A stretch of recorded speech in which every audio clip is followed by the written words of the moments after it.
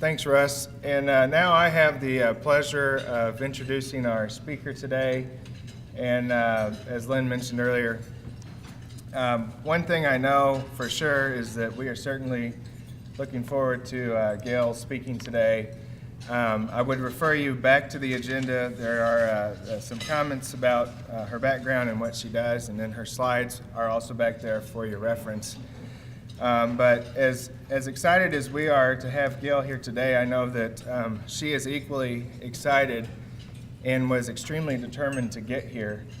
She spoke yesterday in Oklahoma City, and due to the recent weather and airline difficulties, actually had quite an adventure. I think that's a nice way of putting it. In getting here from Boston on Tuesday, which included a few rental cars, a few mechanical delays, quite a bit of time to think, I'm sure. But personally, I do feel like that does speak volumes about Gail, the person, because it would have been easy to say, the weather's not cooperating, I don't think I can make it. Instead, she got into a rental car and drove about 3 hours to Hartford, Connecticut to catch a flight to Dallas, only to wait for a plane to be ready to send her to Oklahoma City. And then eventually made it here, where we enjoyed a nice dinner getting to know Gail last night, coincidentally at a restaurant named Lucky's. We're fortunate to have you here. She writes an ethics column for Entrepreneur Magazine, the ethics coach. She is a business executive coach. She has her own blog. She does a lot of wonderful things and has a lot to say about this topic. I would reiterate what Lynn said earlier. She is extremely interested in hearing from us at the end of her presentation, what kinds of questions do we have. Fortunately, you won't have to wait the 3 to 4 to 6 months that the people that ask her questions do for Entrepreneur Magazine. You should get an answer today, and you might see it in her column down the road. With that, I would say, please help me in welcoming Gail O'Brien to the stage today to talk about, I'm at a loss now for the title, The Leadership Edge. Sorry about that. Thank you, Gail.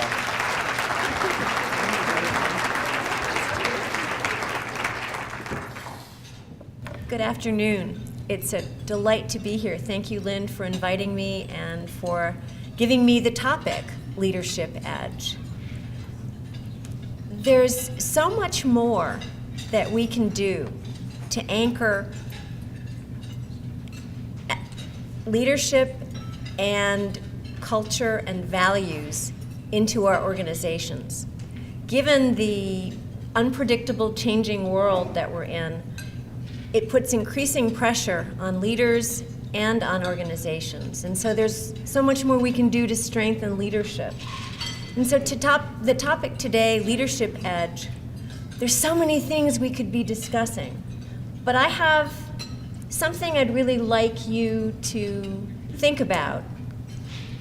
And I will feel successful if what happens is you think about the subject of spiritual intelligence. It's a complicated subject. It fuels leadership, which is why I felt it was so important to talk about it. And I just want to plant some seeds that may invite you at the end of the presentation on your table. You'll see that there's a couple of pages of resources. I think it's a really important topic. So I appreciate the opportunity to raise it with you. I, as Michael said, work in and write about leadership with the hard-won expertise in crisis and how to avoid it.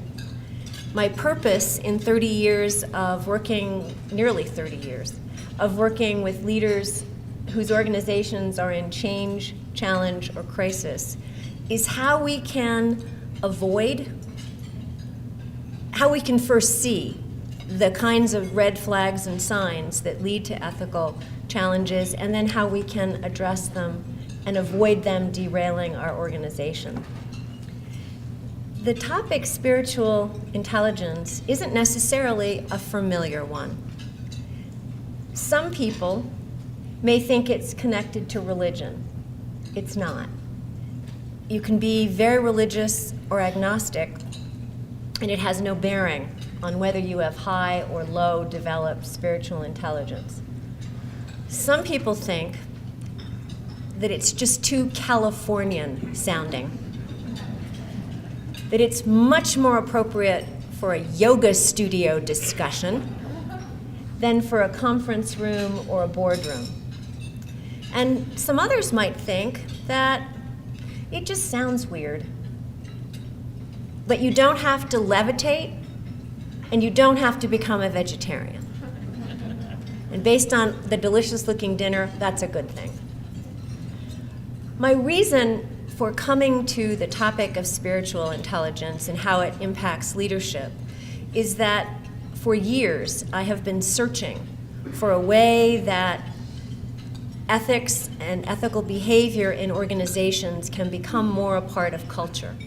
And I, like perhaps some of you, have looked at the concept of ethical leadership, authentic leadership, common purpose leadership, servant leadership, conscious leadership. And they're all each wonderful in terms of what they bring to a leader if that's how a leader sees operating. But the reality is they haven't been widely adopted. They haven't really had an impact. And so my hope and purpose is to suggest to you something that isn't a brand of leadership, it isn't a type of leadership, it is what we draw from in leadership. It fuels our leadership. So that's my starting place. What I'd like to do is give you 3 ideas. I have a definition I'm going to share with you, and you'll see why I needed a definition once you see the larger explanation of spiritual intelligence. But I have a definition that we'll go into in a minute, but it's going to be based around supporting 3 basic themes. The first is spiritual intelligence is that which enables what's within a leader to show up just when it's needed most. The second theme is the narrower the lens, the greater the likelihood or potential for something called self-seal. Is that a term anybody's familiar with? Oh, good. Well, I hope that you like it when we get to describing it. To me, when I discovered it about 6 or 7 years ago, I thought, this is so perfect. It explains so many ethical lapses, and we're not conscious of it. So we'll get to that. The third theme is that values take hold in culture when there's a wholehearted process of moving to we.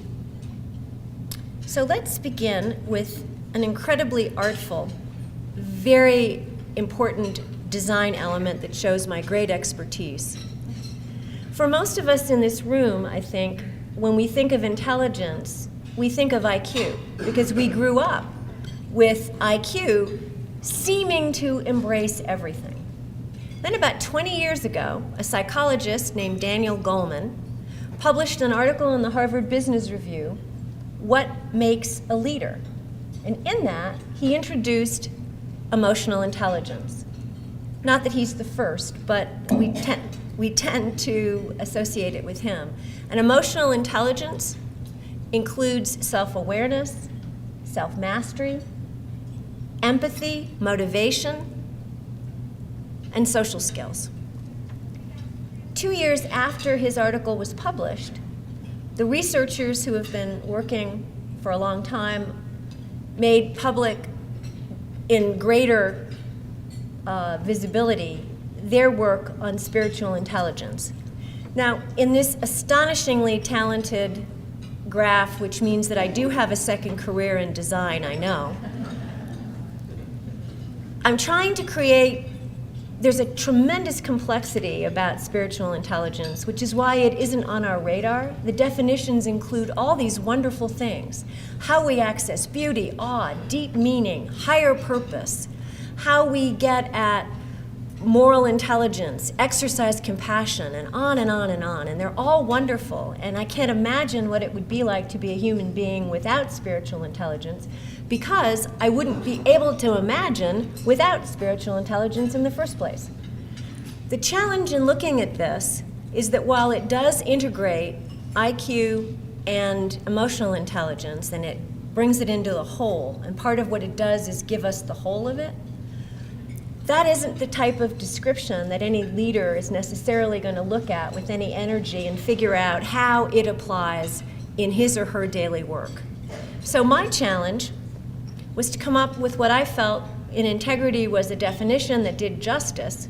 And keep in mind, I'm not a scientist, so I'm not going to try to talk about the science behind brainwaves and what makes spiritual intelligence in the same way that EQ and IQ operate. I want us to focus, if we could please, on opening ourselves to the possibility that there's something about spiritual intelligence that we can use to make better decisions, that we can use to be better leaders. And with that build-up, this is the definition. Spiritual intelligence is the ability to access deeper meaning and to integrate multiple ways of knowing, to see and solve or resolve the right problems. Now, what I mean by multiple ways of knowing, we get information from so many sources, from data, from facts, from discussions, from feedback, from our own emotions giving us information, from our body giving us signals, from intuition. And so there are so many ways of knowing that help balance and check, that are really important to be able to be open to the gamut of emotion, of things within how we know information. And it's based on a number of attributes that I think are essential for effective leadership. The first is being fully present, operating out of values and purpose, asking the question behind the question. So often we answer what is asked, but we aren't always asked what is really on somebody's mind. We don't really get to the heart of something unless we're really listening and we understand that what they're asking is the tip of the iceberg. And in some cases, it's a great way to explore, and you can find out red flags about a number of things because people aren't always as direct as we would like them to be. We're not always as direct as we would like to be. And then inviting diverse and conflicting views. The idea of seeing the whole of it has to do with, in some ways, protecting ourselves by ensuring that we're seeing multiple perspectives. And often we seek out like-minded people to solve problems with. It's more comfortable, it's more congenial, and we arrive, it's even harder with like-minded people to arrive at a plan of action.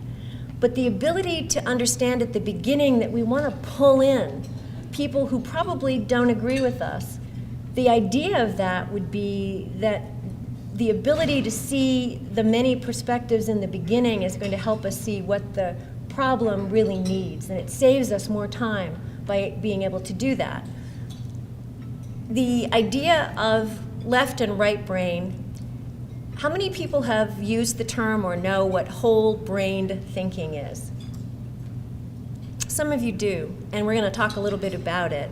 There's something like 53 million hits on Google for whole-brain thinking. It's taking our left brain approach and our right brain approach and integrating it, which allows us, again, to see the whole of it. And that's sort of the message, the ability to expand to see the whole. And the best thing about what spiritual intelligence does, it's based on moving from I to we, out of the self-interest, out of our own frame of reference, and being able to solve problems by seeing all the people that are impacted and dealing with the we of it. We're going to have an opportunity in 2 table discussions to sort of bring this home rather than having it sound kind of theoretical now, but I just wanted to lay it out for you. This chart kind of reinforces what we just talked about. Mindfulness, which we'll talk a little more about. And then integrity, which are the values that we operate out of. Meaning, knowing, and diversity encapsulate some of the other attributes, which is sort of how we get information to make decisions. The whole-brained approach, and the moving I to we. So there's kind of a flow. Being present is really about being mindful. I'd like to talk about mindfulness for a minute. How many of you on airplanes remember the stewardess saying, in case the cabin pressure changes, put your oxygen mask on first? Do you remember that? I thought that was ridiculous. I mean, if you're traveling with an elderly person or a child, why wouldn't you help the person who is less likely to be able to do it? But it's a very important, and I asked a stewardess that, okay, it was a dumb question, but I asked. And the response is, you won't be good to anybody if you haven't taken care of yourself first. Leaders forget that, and it's a critically important thing. So putting your own mask on first is kind of a clue to be stepping back and starting to ensure that you're protecting what you need to protect in yourself in order to be really effective. Jon Kabat-Zinn, who's done a lot on mindfulness over the last 30 or so years, has an interesting definition. He calls it presence of heart. For companies, however, it's a much more basic kind of thing. Did you know that 25% of US companies have some kind of stress reduction or mindfulness meditation, yoga on site for their employees? A recognition that this is really affecting productivity, it's affecting how people do their work. Aetna came to it because their CEO had a horrible skiing accident and was in such pain that he couldn't function in his job. And so he began to explore alternatives, holistic approaches. And now Aetna has all kinds of mindfulness and meditation classes, and they're even looking at whether they should continue to exempt certain things that in their insurance policies that support people doing this. Google has had over 1,000 employees as of 6 months ago go through various meditation things. But what I think is particularly interesting, and McKinsey has been involved in this for a long time as well, General Mills did a study. 85% of their senior executives who've gone through meditation training said that it increased their listening skills and their overall effectiveness. So it's something powerful to think about. And even if you're remotely like me and sign up for yoga classes and manage to make 2 out of every 12, not a great record. And it's on my list as it's a new year to do a much better job with that. There's lots of other things that we can do to pause and to reflect and to take moments where we're able to be more effective by virtue of how we're operating. Have any of you done mind mapping? Some of you have. Well, if anyone had told me about whole-brain thinking and that it was valuable before I took a whole-brained speed reading class, I would have said that whole-brained does sound very Californian, and that was before I lived actually in California for a while. But I took this class, and my reading when I went in was about 350 words per minute. And as a result of the class, which taught us about mind mapping, which is how you take a complex subject that would be pages and pages of doing a summary or an analysis. You can integrate 8 different topics or more. This example you have is about the uses of mind mapping. And they have 8 uses, which are the spirals out of the center, and then they have all of the different details related to those uses, and then the sub-details. And it's a marvelous way, in the whole of it, to see complex subjects. So I was exposed to that in this whole brain reading. But as a result of eye exercises that they gave us, that we're used to reading from left to right, but they taught us to read the space above the line and below the line, and to read upside down, and to take our finger and go in an S-curve down a page and start retaining what is in the center. And then there were eye exercises that put letters on the page farther and farther away with each exercise so that your eye was taking in the whole of it at once. The end result of all of this, oh, and they did play Baroque music in the background because Baroque music brings out our alpha waves, which helps us concentrate and retain more information. I have to tell you, it worked. I ended up, by the end of that class, reading 3,300 words per minute, which was huge with retention. Now, of course, you have to keep practicing, so I think my reading rate has slipped somewhat. But what it taught me was that this whole-brained approach of expanding our consciousness and what we see is so incredibly valid. And so you'll find some things in your handout. It's definitely, the whole-brain approach is a great way to solve problems by looking beyond what you just can see easily. Spiritual intelligence is really about creating equilibrium. It's really about how things come together in such a way that what you need emanates out of you effortlessly. And it's something that, of course, is the opposite of stress. Which brings us to our first idea. Spiritual intelligence enables that which is within a leader to show up when most needed. I'd like to take you on a little journey for a moment. It was 20 years ago, and I was on top of a mountain, Beaver Creek, Colorado. By any stretch of the imagination, I am barely a mediocre skier. I learned to ski in Massachusetts and New England, where ice was really what you skied on, and so it was very fear-based. If you got to the bottom of a mountain and you weren't dead, it was a successful run. So there was something about being on top of Beaver Creek, the first run of the day. No trails had been made, and I picked an intermediate trail, being ambitious that day, and there had been 6 inches of powder snow that had fallen overnight. So I stood at the top of the mountain, drinking in the amazing beauty of feeling all alone on this mountain. It was incredible. And my feet started to move way before my mind was ready for this to begin. And I found that I began to go down the mountain like a real adult. I was actually going in this wonderful rhythm of S-curves as opposed to my normal standard of traversing way across the mountain. But I kept picking up speed, and I kept going faster. And yet it felt completely appropriate that my body and the mountain and my mind were together. And everything I needed, everything I remembered, I went into the right stance. I remembered what I needed to do.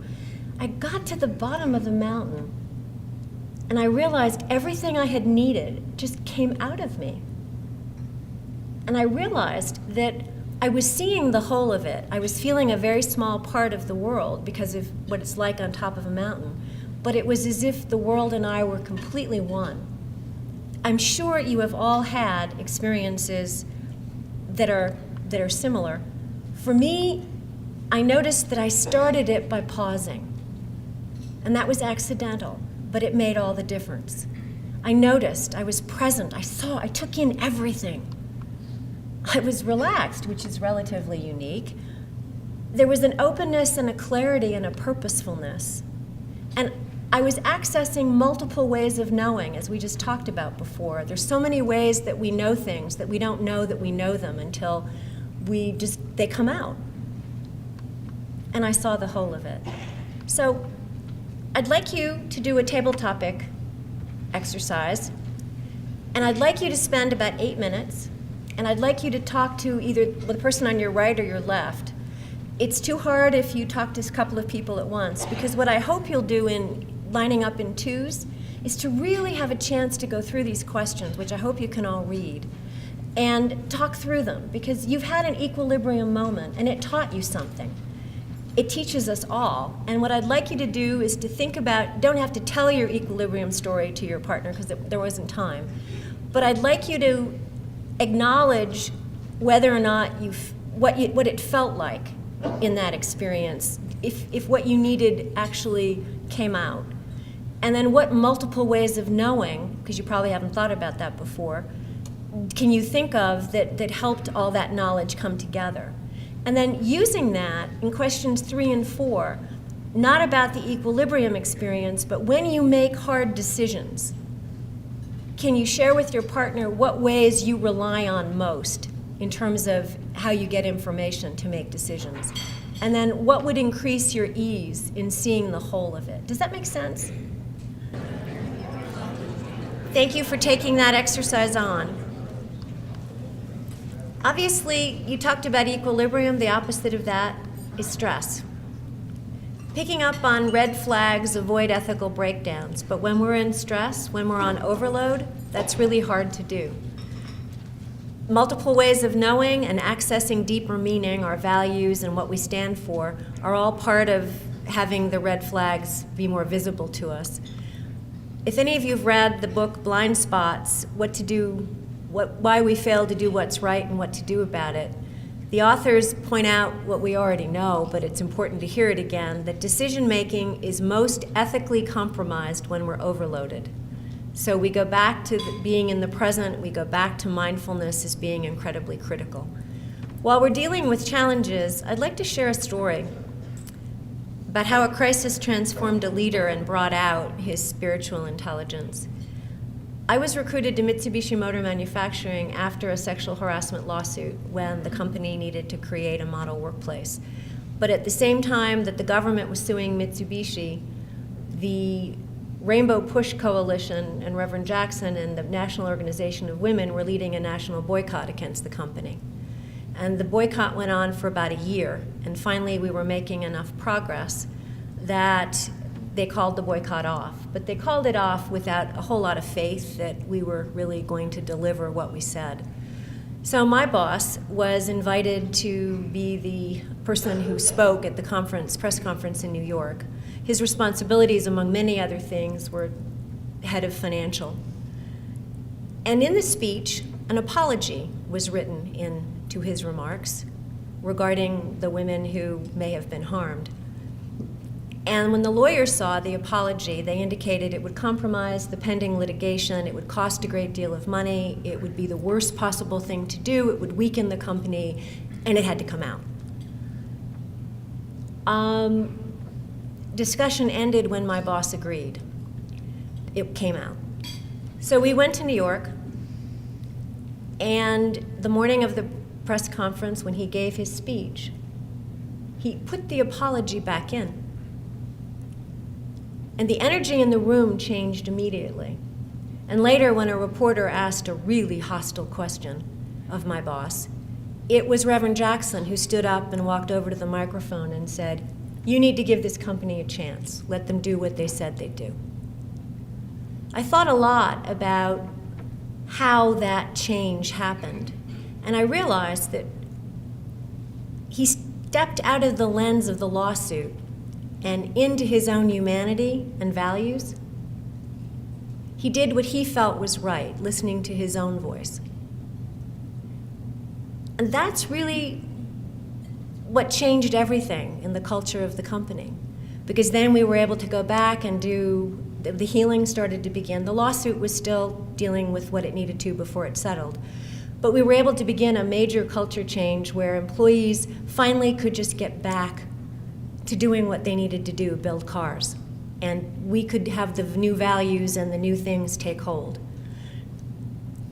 So the reality is that if we let it, what we need most will come to the foreground in a situation if we step into our values. The opposite of that is narrowing the lens, and the greater the vulnerability to self-seal. There's a wonderful book that Margaret Wheatley has written called Finding Our Way, Leadership for an Uncertain Time. And I'm going to read this because I want you to get the sense of it, but I hope you're reading along too. "I know that we notice what we notice," she writes, "because of who we are. We create ourselves by what we choose to notice.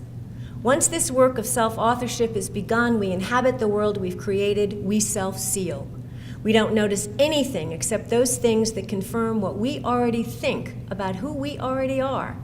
When we succeed in moving outside our normal processes of self-reference and can look at ourselves with self-awareness, then we have a chance at changing. We notice something new." When you think about self-seal and how often we do it, but we don't know that we do it until we have a word for it. And I'm hoping that by sharing that, you can think about times when you see yourself closing off information. Let's look at two quick examples that were in the news last month. The former managing director of Credit Suisse was sentenced to 30 months in prison for fraud in the mortgage crisis. And his lawyer said in his defense, well, he'd never handled failure before. And that reminds us about our values. What we know about our values is if they're strongly held, they give us resilience in times of crisis. But if they're not strongly held, they don't do us much good. He said that he did what he did to preserve his reputation in the bank because there was great financial turmoil in the market, as if his reputation to the bank was so important that he did it for the bank, when in fact what he did was causing, in part, that turmoil around us. So it was an interesting kind of rationalization. The person you may know more about, because he's been in the news for the last 10 years, Dennis Kozlowski, the former CEO of Tyco International, who gave a $2 million birthday party for his wife and billed half of it to the company because there were some people invited there, and they had a meeting, and it was fine to do, he said. He also took $150 million of money and put it into his bonus, which was unauthorized. He got out of jail, serving time 7 years, and was out on parole. And he said, I fell into what I can best describe as a CEO bubble. That's an interesting rationalization for doing what you do, a CEO bubble. And I rationalized I was more valuable than I was. I was wrong. Which leads to this sort of self-seal that says, gosh, if you were as valuable as you thought you were, would that have still justified taking the $150 million for an unauthorized bonus? Probably not.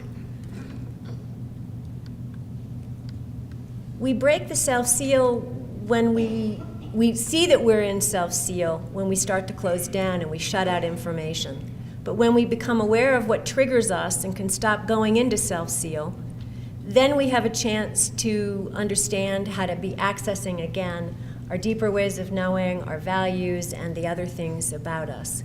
When our values are internalized and when our thinking goes beyond I to we, obviously both those gentlemen defined themselves by their roles. They were their jobs, which makes it extremely difficult then for them to operate and move differently. And they weren't really thinking about anything except what worked for them, which tends not to make for a positive situation for leaders. I'd like you to take just a couple of minutes, not all 5, but I'd like you to turn to the person maybe that you didn't turn to last time, or the same partner, and just look at what ways mindfulness might support you in reducing triggers that might lead to self-seal, how mindfulness, whether it's meditation, yoga, walking, pausing, breathing, how it might help you be more present, because when we're really present, it's a very powerful way to make decisions. And how it might help you feel more equilibrium, more in the zone. So if you would take maybe 2 minutes to just share with each other some quick thoughts, that would be terrific. And if you can come up with what you might be willing to do something that might support you in mindfulness, that would be great too. So thank you. I'll let you know when 2 minutes are up. We're at our third idea, and it's where everything comes together, and it's proof of why. Spiritual intelligence does fuel leadership. I want to give you some wonderful examples of how values take hold in a culture when there's a wholehearted process to create we.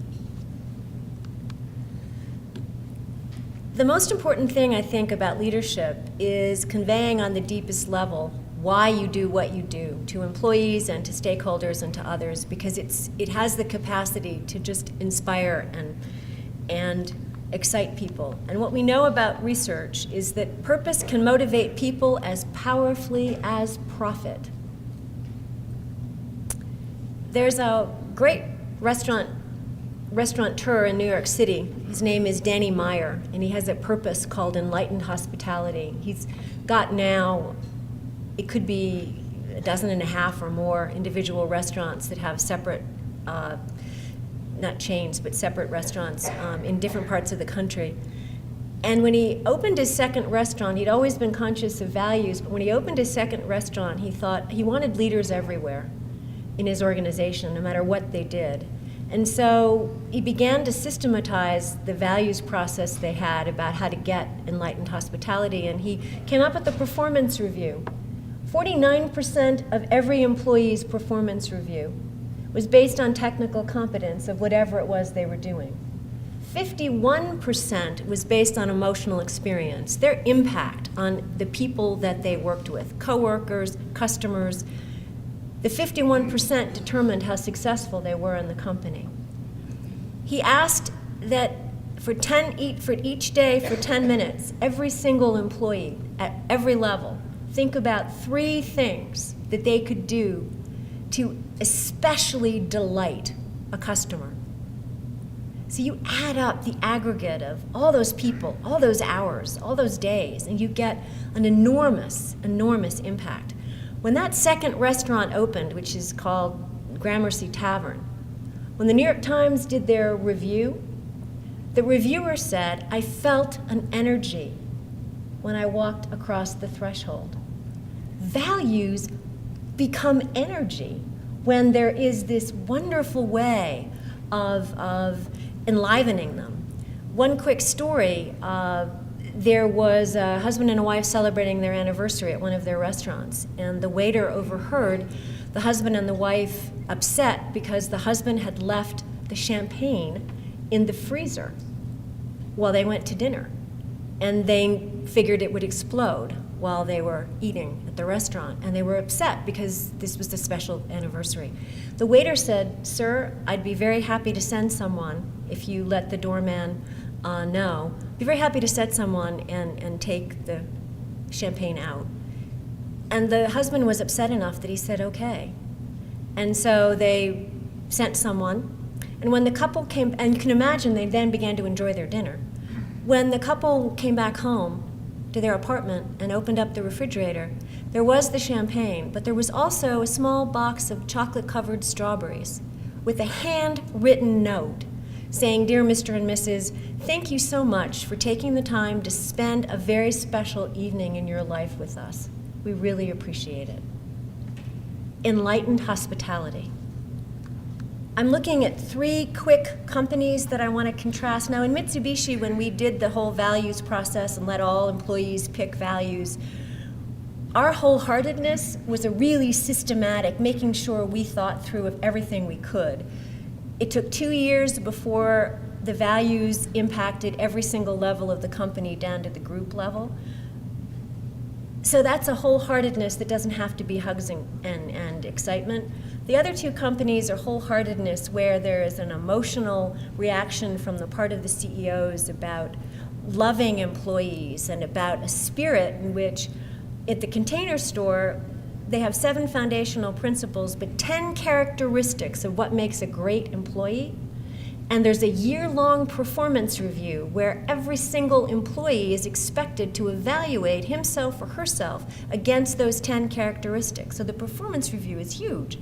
Their manager is also expected to be reviewing them and evaluating them based on every characteristic.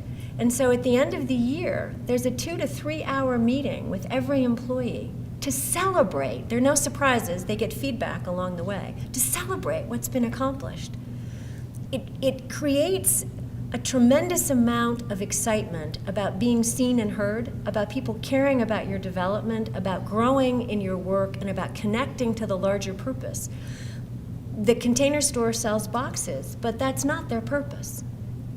And I think what's fundamental is they, like Zappos, are in a constant feedback loop. They're getting information from all sources because they deliberately seek it, because they constantly want improvement in what they're doing. They have an annual We Love Employee Days, which they celebrate with cupcakes and balloons, but it's the idea that every single store knows how important they are. In Zappos, they have 10 core values. They use it, as does the Container Store, in decision making. And in Zappos and the Container Store, nobody has to ask a manager how to handle a problem because everybody's empowered to know how to do it because everybody is living the values or they don't belong there. in Zappos, the CEO sends out an email to every single employee, vendor, and partner saying, can you give me 3 to 4 sentences about what the values did for you this year? Were there any experience you want to share? They put together, they publish everything. I got the 2011, it's 350 pages of all employees choosing to share the most meaningful things and funny things and weird things, but they connect on a level of purpose. They also are totally focused on serving customers, as is the Container Store. But it's done in such a way that, well, in the words of the CEO of the Container Store, he says he thinks it's the moral obligation of a CEO to make an employee want to get up in the morning and come to work. And so they create a dynamic where that happens. A very quick story, my stepdaughter was going to college 3 years ago as a freshman, and the Container Store closed their regular hours and then opened again at night for incoming freshmen and their parents to shop. And there was a couple of hundred families lined up at 8:30 at night. And the employees came down with signs that allowed you, if you were a student, to put a mark where you were going to school. And so everybody had this sense of wholeness, that they were all part of something, and it was really very special. And then when they got to go into the store, employees were lined up on either side, applauding wildly and saying things to each student like, oh, this is great, we're so happy you're here, you must be so excited, you must feel so proud of what you've accomplished. I was watching the faces. There were tears glistening in some eyes of kids, and parents were just radiant. I was fighting tears. There's something so amazing about a company that knows how to acknowledge people, that sense of humanity. Nobody bought any more that night, I'm sure, than they were going to buy. It was about the experience of feeling completely connected to the people that were selling to you. It's part of a wholeness of the authenticity of how these particular companies, and there are so many more, and hopefully several of your companies, that are taking the idea of how they allow themselves to connect to people on a deeper level. I think what's really important about the ways in which wholehearted values show up is that it's not just top down, it's not just bottom up, it's middle across. The values are owned because of the belief in the bigger difference that they think that people are making, because of the common language, because of how people view leadership, that leadership, everyone owns a piece of it, that they have responsibilities in how they do their jobs. You don't have to be the CEO. And there's a sense of connection that allows you to see that the definition of spiritual intelligence that I've asked you to think about, and I hope that you will, brings out the very best that we have to offer. And when we don't have the information we need, the concept of the feedback loops of constantly asking and giving each other support and information and letting us know how we're doing is really fundamental to everybody's success. And spiritual intelligence is really nothing more than showing up in the very most basic way we can, connected to other people, knowing that we're working towards something where everybody has a piece of information that could make all the difference in the world to our success. Thank you very much.